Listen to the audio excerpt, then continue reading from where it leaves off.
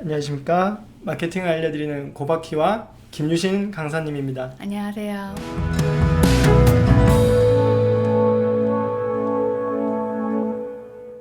오늘은 지난 시간에 글을 어떻게 쓰는지에 대해 알려드렸고, 오늘은 글 쓰기 전에 해야 할 일을 알려드리려고 합니다.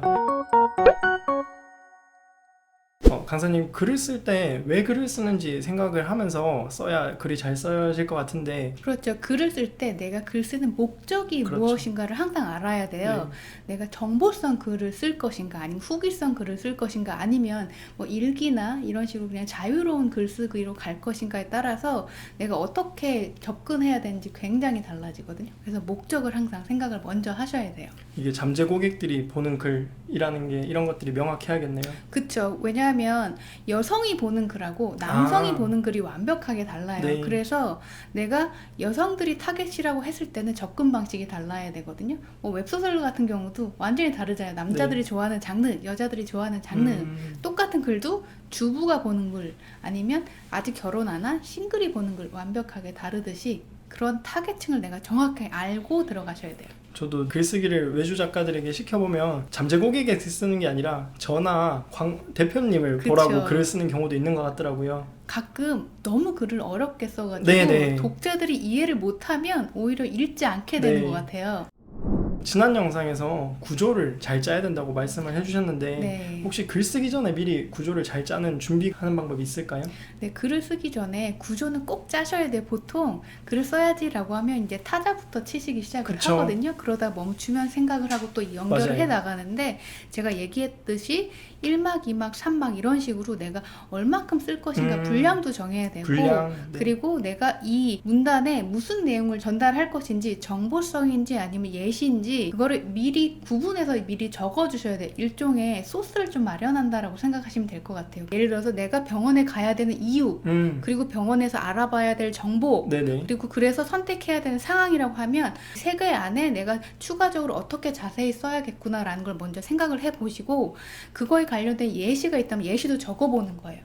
적어본 다음에 예를 들어서 카드 같은 건 아니면 포스잇에다 적어놓고 배치를 왔다 갔다 해보는 거예요.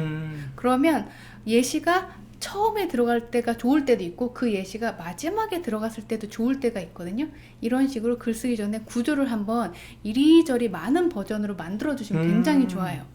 저도 지금 머릿속에 떠오르는 생각이 뭐 흥미를 끌만한 이야기, 그리고 정보성, 아니면 또 마지막으로 혜택에 대한 이야기가 있을 것 같은데 이 세 요소도 정해진 게 있는 게 아니라 서로 바꿔보면서 글에 맞죠. 따라서 조정을 해야겠네요. 그죠? 어떤 거는 결론을 먼저 얘기해놓고 갈 수도 있어요. 예를 들어서 한 번 가면 무조건 여기를 선택하고 나오는 병원 이러면 되게 궁금하거든요. 그렇죠. 근데 사실 이렇게 이런 병원이 있으니 선택하세요라고 얘기한 거랑 또 다르거든요. 그러면은 글 쓰기 전에 이런 생각을 안 했으면 글을 그냥 한 번 했으면 이런 거를 전혀 조정을 못 하겠다, 그죠? 조정을 못하기도 하고 조정을 하겠다라고 생각을 하시면 다시 써야 돼요. 글을 완전 새로 써야 되는 상황이 그쵸. 발생하는 거예요. 그래서 2배의 수고가 필요한 셈이거든요. 네, 글 쓰는데도 시간이 너무 많이 들어서 확실히 그런 게 꽤나 중요할 것 같습니다. 그쵸. 근데 그거를 여러 번 하다 보면 나중에는 되게 빠르게 내가 어떤 주제에 대해서 어디에 배치해야 될지 그게 능숙하게 되실 거예요. 체득이 되는 거네요. 그쵸. 네. 그래서 강사님이 지난 시간, 요번 시간 이렇게 알려주신 거 열심히 써서 그러면 오늘 당장 글을 올려보도록 할까요? 저는 글을 쓰시고 나서 보통 네. 되게 뿌듯하잖아요. 그쵸. 빨리 업로드를 해서 누군가가 보고 막 댓글도 달리고 막 네네. 좋아요도 이렇게 막 눌러줬으면 좋겠는데 그쵸. 저는 잠깐 미루셨으면 좋겠어요. 아, 왜요? 왜냐하면 내가 지금 쓴 글 자체가 나는 마음에 들지만 이게 하루 있다가 보면 안 보이던 게 보이기 시작을 하고 내용 자체가 재미가 없다라고 느낄 때가 있어요. 그쵸. 아예. 네. 그럼 사실 저 같은 경우는 그 글을 안 올리거든요. 마지막으로 저는 읽어보기도 해요. 네. 왜냐면 글로 쓸 때는 보이지 않는 게 입으로 얘기할 때 문장 틀린 것들이 다 보이기 시작을 해요. 그래서 너무 급한 게 아니라면 하루 정도 시간을 주고 업로드 하시는 거를 추천드려요.